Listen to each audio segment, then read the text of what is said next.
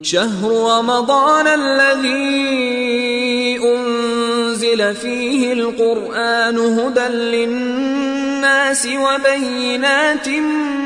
من الهدى والفرقان اعوذ باللہ من الشیطان اللعین الرجیم بسم اللہ الرحمن الرحیم الحمد للہ وکفا وسلام علی عبادہ الذین اصطفا محمد وعطرتہ الطاہرہ واللعنۃ الدائمۃ علی اہلہا اما بعد اذان محترم مسلسل ماہ رمضان مبارک کی روزانہ کی دعاؤں کی مختصر تشریح کو آپ کی خدمت میں پیش کیا جا رہا ہے۔ 24ویں دن کی دعا ماہ مبارک رمضان کی جس طرح سے امام معصوم علیہ السلام نے تعلیم فرمائی وہ یوں ہے کہ اللہم انی اسألک فیہ ما یرضیک واعوذ بک مما یؤذیک واسألک التوفیق فیہ لأن اطیعک ولا اعصیک یا اجود الاجودین، کہ اے پروردگار میں تجھ سے سوال کرتا ہوں ان چیزوں کا کہ جو تجھے راضی کریں، اور میں پناہ مانگتا ہوں ان چیزوں کی کہ جن سے تجھے اذیت ہو، اور میں تجھ سے توفیق مانگتا ہوں کہ تیری اطاعت کر سکوں اور تیری معصیت نہ کروں، یا اجود الاجودین اے سخیوں میں سب سے زیادہ سخی۔ اس دعا کی تلاوت کا ثواب روایت میں یوں ملتا ہے کہ من دعا بھی، جو اس دعا کی تلاوت کرتا ہے پروردگار عالم اعطا بعدد کل شعرۃ علی رأسہ و جسدہ الف خادم، تو پروردگار عالم قیامت میں اسے اپنے سر اور جسد کے بالوں کی تعداد کے برابر الف خادم،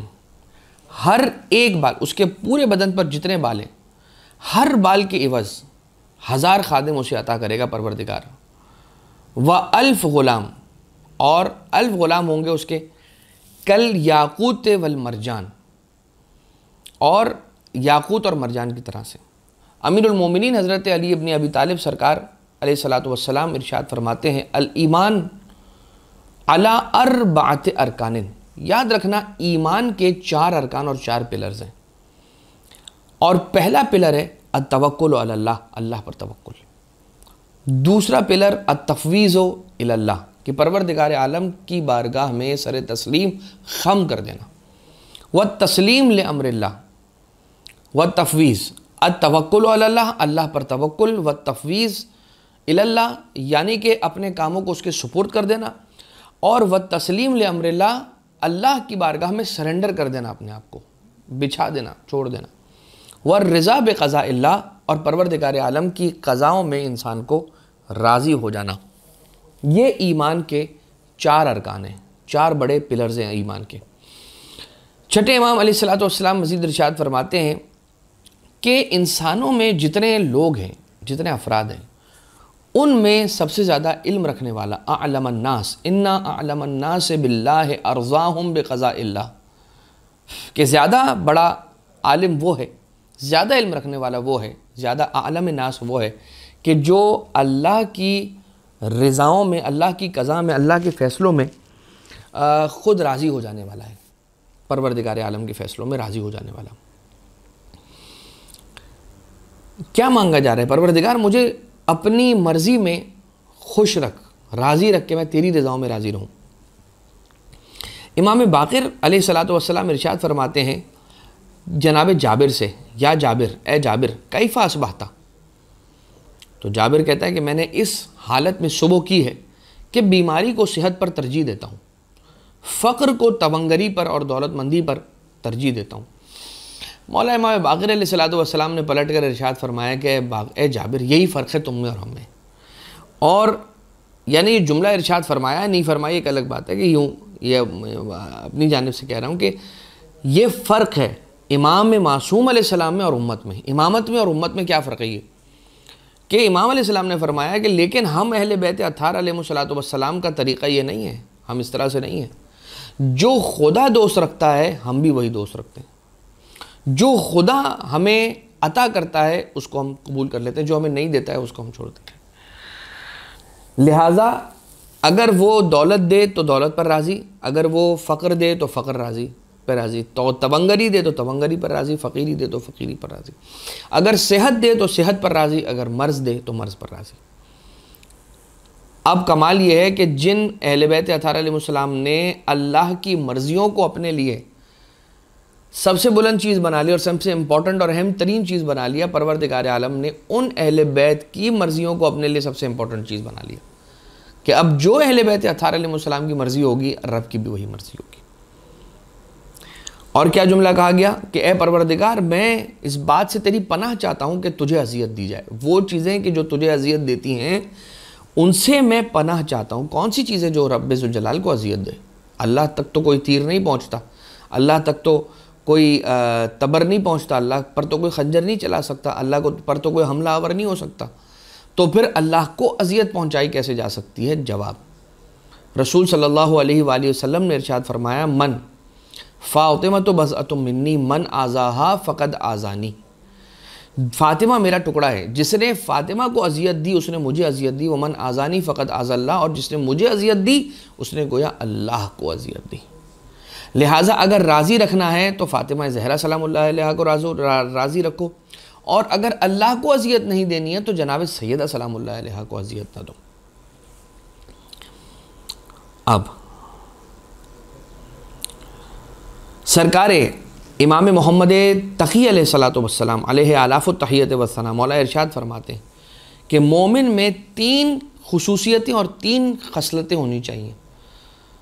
اور وہ 3 خصلتیں کیا ہیں؟ نمبر 1، توفیق من اللہ، ایک انسان کے اندر اللہ کی جانب سے توفیق ہونی چاہیے،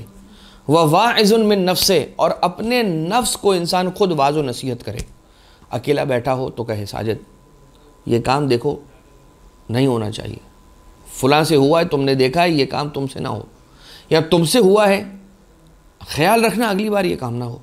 نیتوں کا رد و بدل ہوا، فوراً اپنا محاسبہ کیا اور اپنے آپ سے بات کی اور اپنے آپ کو نصیحت کی